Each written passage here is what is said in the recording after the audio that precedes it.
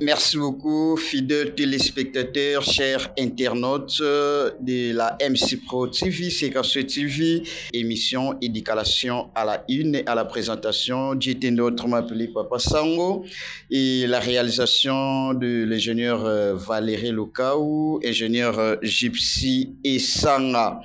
Tozali na esengo makasi ya kozala so liboso ya bino mpe ya koyeba kosolola maimanso na bainvite oyo tozali na bango na kati na plateau na biso alors que bokoyeba bango et puis bomesana déjà komona bango lelo nde tokolobela oyo tokolobela. Alors sans plus tarder, numéro na biso eza wana e olingi kobenga biso kocontacte biso, en tout cas ekozala bien makasi tokoyeba bango. C'est pas pour la première fois, mais baroye basoko s'est présenté. Bonjour maman. Bonjour papa Dieu. Et bonne santé. Santé toza malamu. Na banza ete oza kimia tokosolola bien et tel que ezali bomesano. Tel que eza momesano tokosolola bien. Merci beaucoup bandeko bazo kolanda biso balingi pe baye basusu ezali nani fonctionni musala ni nosalaka ozana fonctionni ni ekozala bien. Na bengami na kombo ya ndeko mama Sagesse Sileki, naza moko ya ba agent na Copec Kamek Banzangungu. Na kati ya ndako ya mosala na biso nazozwa responsabilité ya o etali ba épargne na matali media marketing na ndako ya mosala ya Copec Kamek Banzangungu. Mbote papa. Mbote papa journaliste. Bonne santé. Oui, très bien. Nangolo Nanzambe, tout ça, très bien. Merci beaucoup. On s'est présenté et puis Ozanani, Osalaranine. En fait, Naza Moïse Moulongo, Naza responsable des opérations et marketing na Kamek Mbanzango. Mais bandeko misusu pe bazwi biso mukola liboso balingi bayeba Copec Kamek Mbanzango ezali nini?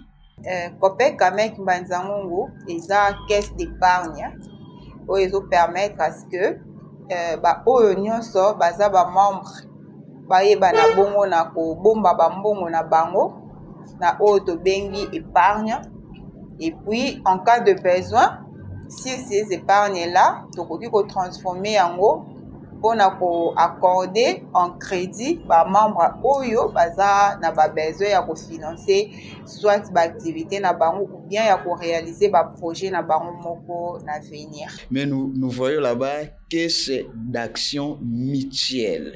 En fait, c'est une coopérative d'épargne et de crédit. Nenga ocholoba musala nango eza ya ko zwa ba épargne ya ba membre et comme activité principale, il y a qu'on transforme sous forme de crédit. C'est parmi les activités principales au Salaka, mais n'empêche, au-delà, il y a des activités principales à côté de cela, il y a aussi des activités connexes, des activités secondaires, notamment des transferts, des assurances et d'autres services où ils ont organisé na Kamek Mbanzango. Banani oyo babengami bazala ba membre na kati ya Copec Kamek Mbanzango. Kozala membre veut dire que faut ala au souscrire na part sociale. Ba souscrire à la part sociale na ouverture ya compte.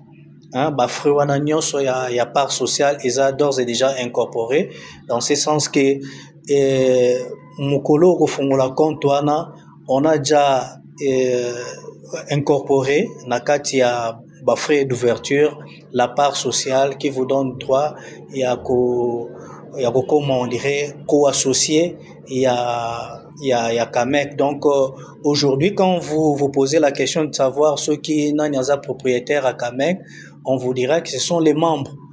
Donc comme propriétaire Kolo Kamek na lingala sifo que je le dise ainsi, sur base il y a ko souscrire na part sociale oyo ba frais nango eza déjà incorporé na kati ya frais d'ouverture des comptes. Banano basengeli bazala ba membre ba koko mibimba ba jeune ba mama ba commerçant kaka ou bien eza na ba particulier moko boye ba tout fo bazala ba membre na kati ya Copec Kamek.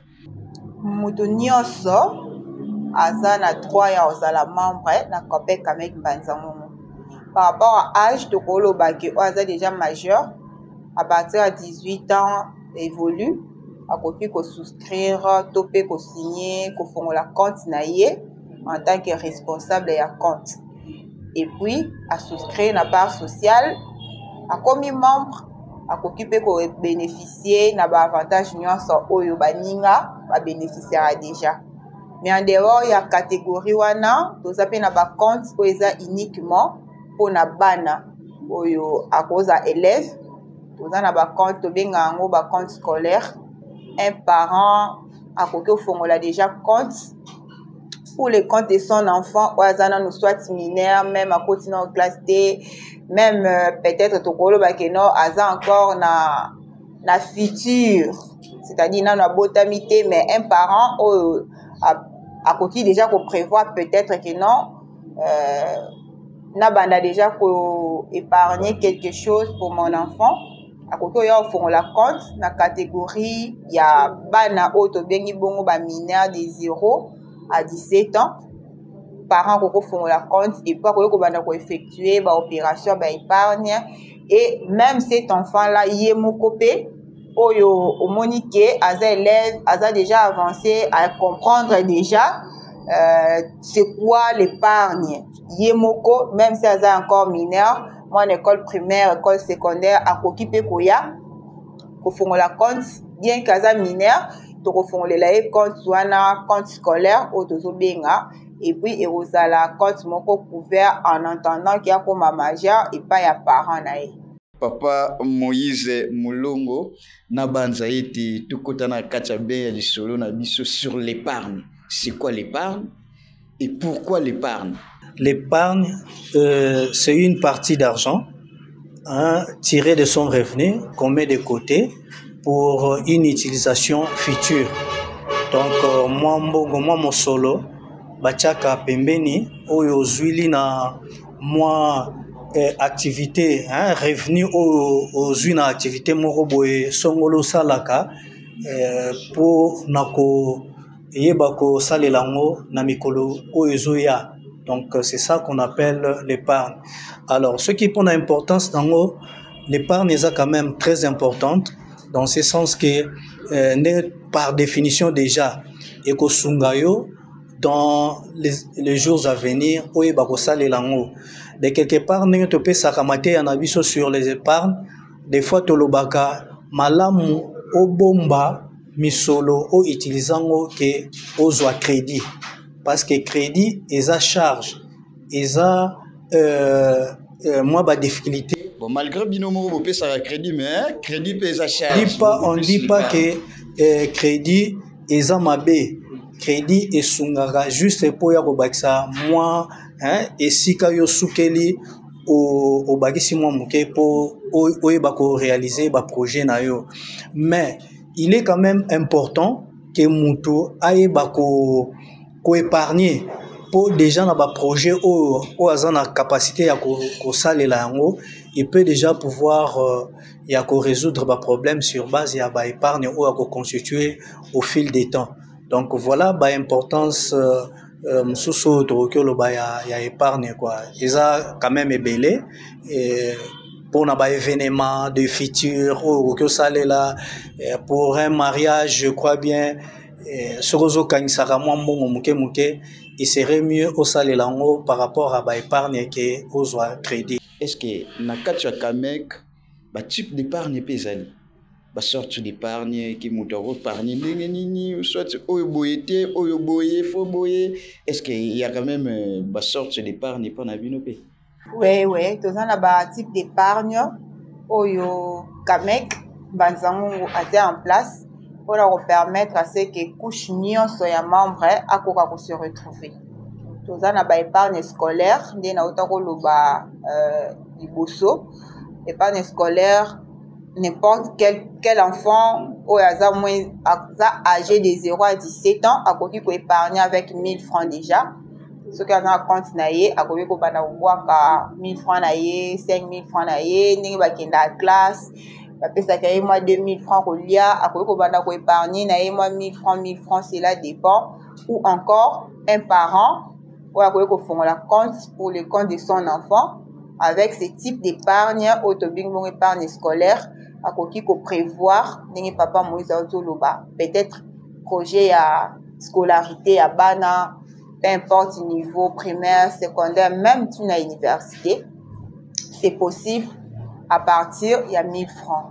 En dehors il y a épargne scolaire wana toza na épargne to benga épargne à vue et ça épargne normale, c'est-à-dire toute personne oyo azana compte na Camek akoki koya ko déposer quand tu veux, akoki pe koya ko retirer n'importe quand sans pour autant que Camek a taxé compte na des frais ndenge toyo kaka et pas ba misusu que non il faut foutre la frais de tenue de compte, non il faut foutre la taxe TVA, non ils ont la frais peut-être il y a carte, ils ont la frais peut-être ndenge ba kataka chez nous na épargne à vue eza na 0 franc au bakataka ndenge okoti mbongo na yo ndenge okobimisa, sauf que eza na exigence moko pour na retrait soki membre alinga ya oza retrait il y a un montant supérieur à $500 tosengaka membre à prévenir na caisse ba numéro na biso okokobenga eza ba numéro ba caissier ezali ou encore okobenga service clientèle gratuitement na 089 88 044 44. Ozana unité ou pas Camek ya azwa responsabilité wana yo okobenga ka ko composer ka numéro que non voilà naza membre na siège to pe na loma na posta na la réservation na nga na ya sa arrêté na nga peut-être il y a $700 il y a $1000 il y a autant de dollars telle date si to ça les réservation si to servir yé mais a rosala obligé à refuta pénalité de retard. Pourquoi a refuta pénalité? Parce que chaque jour tout ça la prévision par rapport à ba projection il y a ba membre to koki ko recevoir la journée.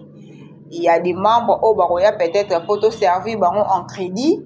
Il y aura d'autres membres au Baroya pour que te servir na retrait. Alors, tout ça la projection a un montant X au trésorerie qui déjà pour préparer pour la servir batouana. Alors, yo maintenant soko yé admettons trésorerie à prévoir kaka $1000 pour la servir la catégorie ba membre sur la journée. Cependant que yo oye pour toi-même, vous en avez besoin ça la retraite il y a $8000 na compte na yo. Ce qu'on prévena quitter, tu verras que on peut pénaliser fonctionnement à journée. C'est pourquoi ceux qui montent un peu plus élevé, donc mettre en haut de côté par rapport à la réservation sans pour autant retoucher trésorerie à journée. À part les deux sortes d'épargne, tous à peine à épargne msusu, tous à na dépôt à terme, tous à épargne tontine, au bandego na biso ba collecteur, ba likara na ba wenze, na banzela na bandaku, pour na ko récolter ba auto benga bongo boîte sa carte. Donc, ils ont permettre à ceux qui n'ont pas lobaki couche sur la population aux la facilité à quoi épargner. Pour le baki non ngai naza commerçante na kinda côté kana na tenter na lomanda kuto na tika lieu d'activité commerce na ya na Camek na bwa kambongo okoko leka na nzela ya ba collecteur cotiser pa na bango bazwi mbongo ba memeli yo ou bien osalaka osana bureau moko quelque part et ils ont peut-être de 8h au-delà de 15h aux en attente ou se présenter na ba guichet na biso pour que o évoluer na épargne à vue, mais tu peux passer au travers ya tontine na niveau ya ba collecteur bango ba rememela épargne na yo na Camek. Papa Moïse na bato o ba épargne raté asala copie na ye atekaka na ye mais alingi ko épargner te ayo rappé Camek ezali mais alingi ko épargner te des avantages ezanini epa ya bato wana ou soit avantage demain ou après demain kozala nini? Je pense bien à Wakende d'abord au niveau macroéconomique. Le fait de ne pas co-épargner, ça constitue un handicap pour l'économie en Mboka. Ou babengi thésaurisation. Moto aboyi ko chambongo na une institution financière, c'est ça qu'on appelle la thésaurisation. Ils ont participé pour l'économie en Mboka et Mata. Donc c'est ça mutu abongo azobomba mbongo na ndaku azo contribuer d'abord na destruction ya tissu économique ya mboka. C'est ça la première des choses. Donc esengama ke mutu aza na mbongo achango dans une institution financière ou ça prochainement peut-être la question ekolanda tokoloba dans une institution financière agréée par la Banque centrale pour la sécurisation de ces encaisses ya mbongo na ye. Donc on a près koloba et ba avantage ou ba désavantage msusu comme des avantages au mutuaza nango toyebi lelo criminalité ekomi makasi, moi banditisme ekomi makasi, kotia mbongo na ndaku okozala sujet ya visitation par des bandits, et voilà ce que tu auras à connaître comme perte. Et à part ça, kala mingi était na ba réseaux sociaux to monaki mutu abombaki ba dollar na ye na ndaku, mais comment akoma ikolela parce que bampuku bampese baliaki mbongo na ye o achaki soki na plafond soki bisika nini. Voilà ba conséquences ba désavantages au mutu akoka ko connaître soki otie mbongo na nini na ndaku. Mais soki mutu abongo akoka ko tia mbongo na une institution financière bakoyebisa te ke mbongo na baliaki yango pa bampuku ya koyaka ke na tiaki $100 na ngai bakozongisele $100 na ye. Quoique mbongo na institution financière, je dis n'importe quoi, bakoka ko liango po bampuku, mais ye era ko se présenter bakopesa yende $100 na ye. Il y a normal. Voilà. Et avantage nango c'est que dans une institution financière mbongo ebomba ma n'importe où te, sinon ebomba ma na coffre-fort dans un endroit bien sécurisé, et ezo garantir davantage que aye bako zo misolo na ye ti abo se présenter na ba guichet pour na retrait ou encore j'en passe les meilleurs de toutes ces opérations à ko ça la vis-à-vis dans une institution financière agréée bien entendu par la Banque centrale.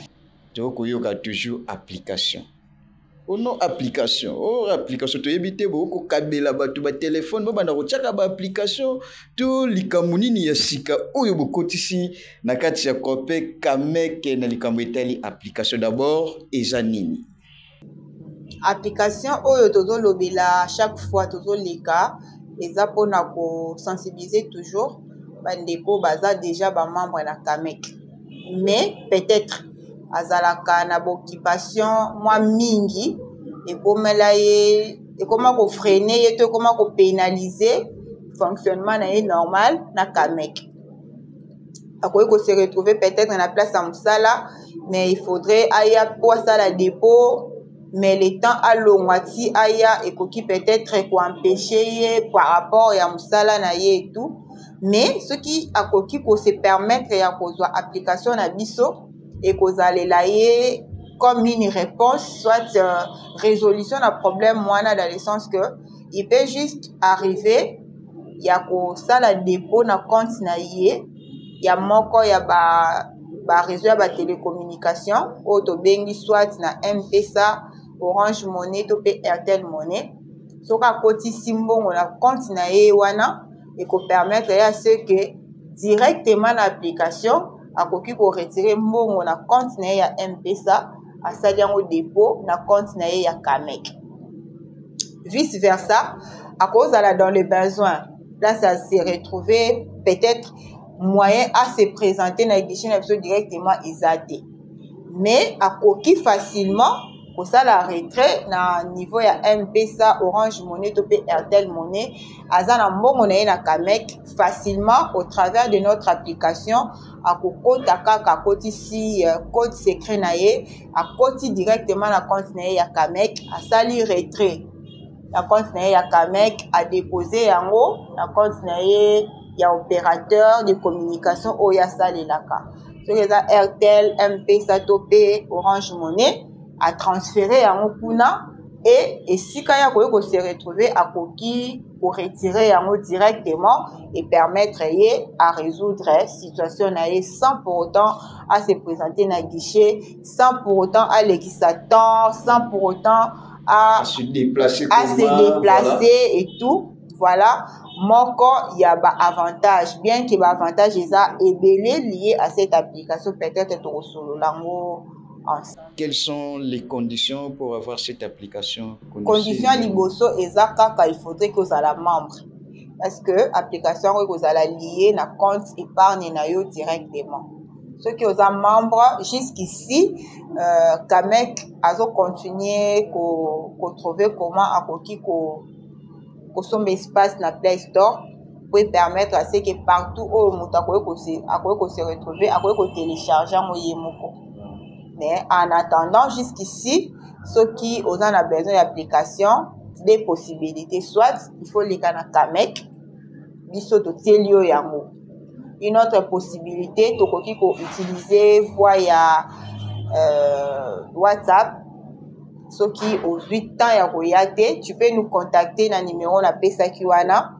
Au pesibiso numéro na ya WhatsApp est-ce que kozala ou se dégager ne serait-ce que quelques 5 ou 10 minutes, on peut travailler même de loin. Biso to tinde lui application et si kayo ko se retrouver au télécharger yango. Et après, il y aura l'enregistrement qui doit se faire. Il faut télécharger aux ongeli biso to enregistrer au niveau niveau pardon ya logiciel système au biso to ça les laka et puis to repère ça yo ba code et les restes des informations comment on peut utiliser. Donc tout est facile, tout est clair. Tout est clair, tout est facile. Merci beaucoup. Papa Moïse, peut-être moi, Lilo Banali Kambetali application, tout ça, peut être membre, mais sous Baoutarabamboka. Mais, à un téléphone, moi, je peux permettre d'être à cette application. Mais si vous favorisez Batu Missus, ce que Batuana ou Bazana ba téléphone, je peux permettre d'être à cette application à Zanamboka. Na Bato Bazana. Peut-être téléphone Android. Là, on peut utiliser au babengaka na terminologie il y a bato sala application ISSD babenga ngo ne babetaka étoile tout ça na ba téléphone au babenga communément ya batusho qui kalakasa comme on aime beaucoup le dire. Les projets en cours to sala ngo pour te permettre pe bato ya bongo bana kokota en contact directement via l'application Kamek mobile basala. Mais jusque là ce n'est pas encore opérationnel.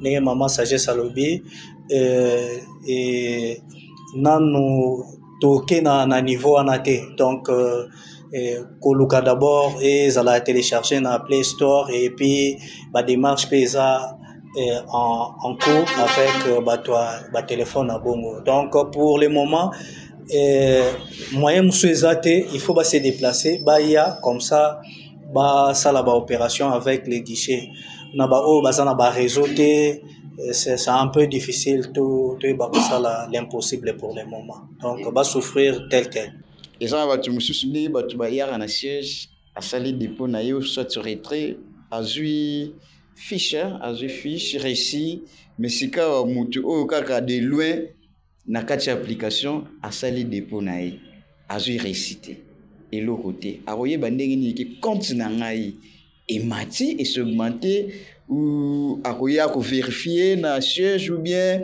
asala rakaka ye moko yebi na ya komara na papier. Non, c'est une très bonne question.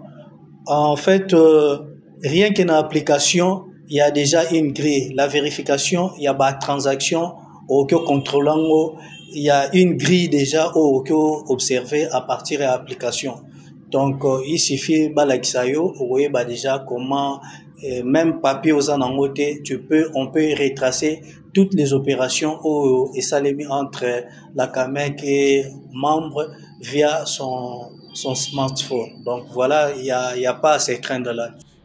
Merci, Maman Sagesse. Depuis application Ebimi, ça fait déjà combien de temps? Est-ce que les membres sont quand même très contents par rapport à cette application ou comment? Bien sûr que oui. Et on va continuer à sensibiliser parce que taille, il y a des membres très importants. Donc, c'est-à-dire, comment je peux dire facilement la lingala, nombre il y a des membres, ils ont ébélé tellement makasi par rapport il y a ba oyo ba évoluaka na biso mingi sur place. Toza na ba membre en dehors ya Mbanzangungu, toza na ba membre na Luozi, Kasi, Kinshasa, Matadi, Boma et même en dehors de la RDC. Toza na ba membre na banani oyo to évoluaka na bango sur les épargnes et sur les crédits. Application oyo to bandiango année oyo na début de l'année fin février début mars.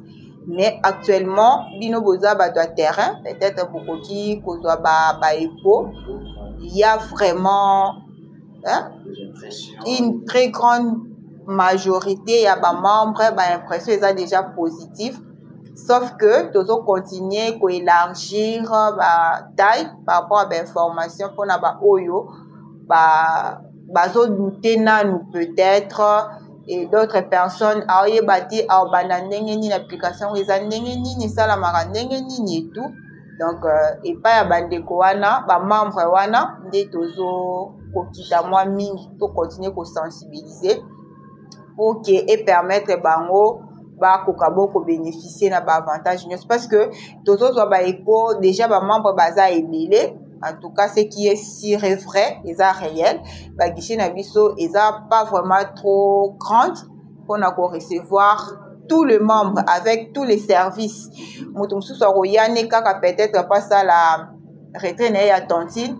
Mais tant qu'on a commis, à moni déjà guichet est plein, à coquille déjà qu'on baille, mais sans pour autant savoir que na guichet wana toana ba service à western, il y a d'autres personnes à yeli na peut-être pas soit salaire parce que tout na ba service il y a ba paiement du côté access bank, du côté finca, ou soyez na peut-être pour que à ça la ouverture à compte, mais moyen eye bana isate mouton aye kaka moni nombre de personnes peut-être na guichet à tontine batu baza mingité mais et pas initié déjà. C'est ce qui fait qu'avec cette application au lieu que oyate déjà au mi pesi déjà image on a que kamé qui batu bazalaka ke belé, ça peut aussi t'aider et que place aux ouami ça dit non opération non facilement.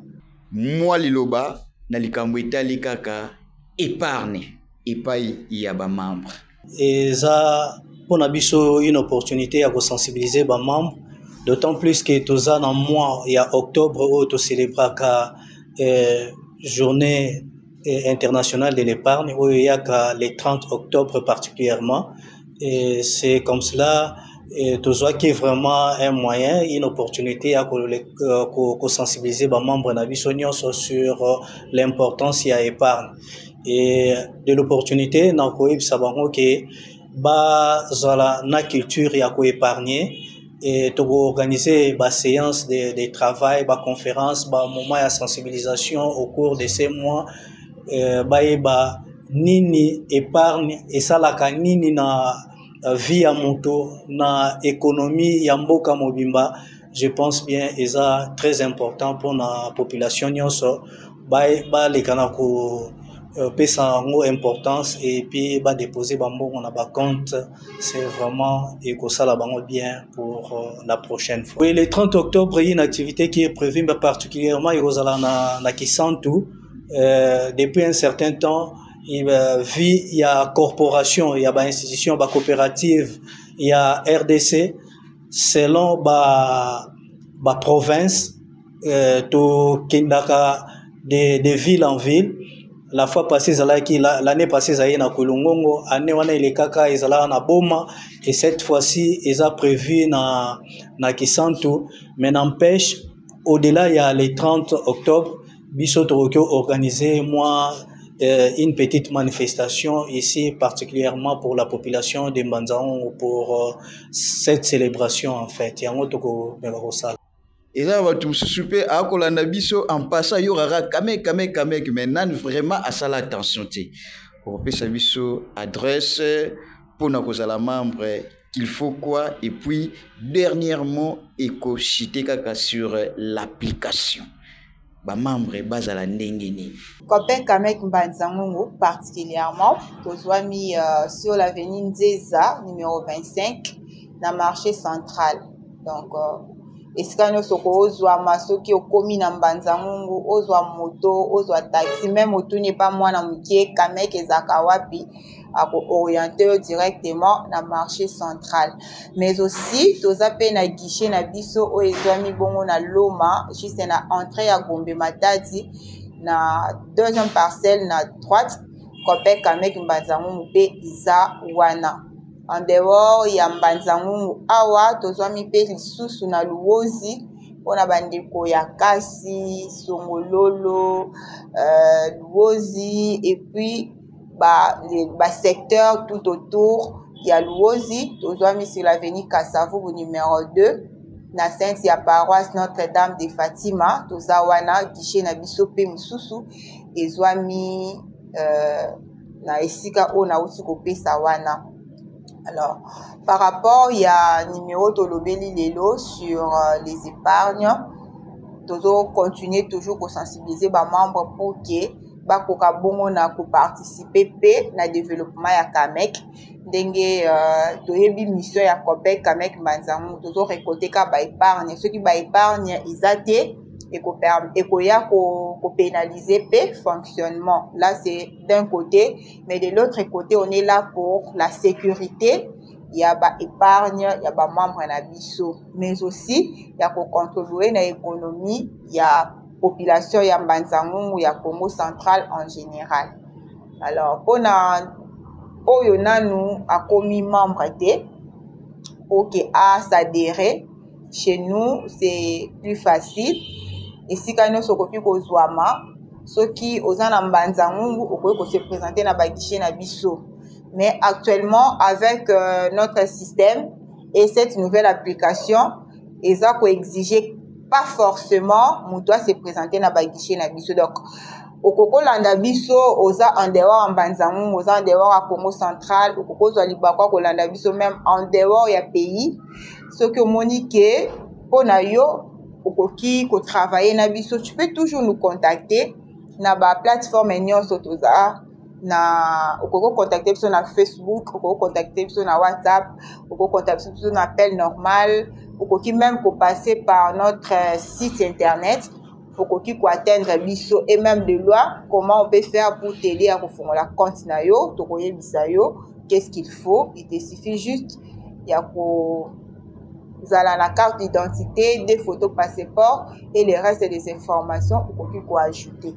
Et avec ton application, même si tu n'es pas sur place, tu peux effectuer tes dépôts, tu peux effectuer tes retraits, tu peux contracter les crédits, tu peux rembourser tes crédits, okoki ko générer et relever des comptes na yo ndenge papa Moïse aloba ki po yeba ba mouvement na yo. Et donc c'est vraiment ça en fait. Merci beaucoup bandeko balandi to bandi ete Copec Kamek Mbanzangungu izali na ba service tellement ébélé, mais les lois se limitent beaucoup plus na épargne na application. Et dans le numéro, monsieur, c'est ba émission ezali koya wana pe toye ba susu ko décortiquer na ba service monsieur oyo efandi na kati ya Copec Kamek. Merci beaucoup, c'était Djetende, autrement appelé Papa Sango, ingénieur Valérie Lukao à la réalisation, ingénieur Gypsy Esanga également, journaliste et reporter, et Tosengi, merci mingi. Na mama Sagesse et puis na papa Moïse Moulongo oyo bazali ba responsable ya marketing, média et puis sensibilisation na likambo etali Kamek. Quant à moi, j'ai dit et je vous remercie.